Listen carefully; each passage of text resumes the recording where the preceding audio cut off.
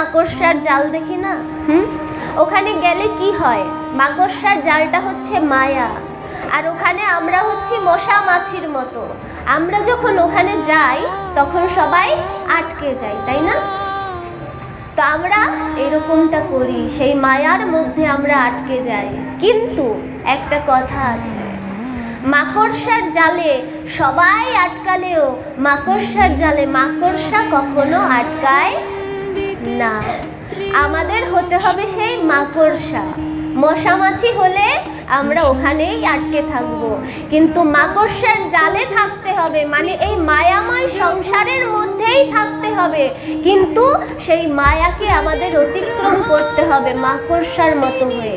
যেই সংসারে ভগবান আমায় পাঠিয়েছে, একটা দায়িত্ব দিয়ে পাঠিয়েছে, একটা কর্তব্য দিয়ে পাঠিয়েছে, সেই দায়িত্ব কর্তব্য সবই আমাদের পালন করতে হবে, কিন্তু এর প্রতি ঢুকে গেলে হবে না।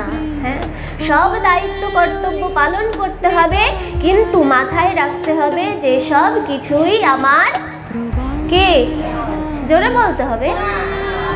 আচ্ছা।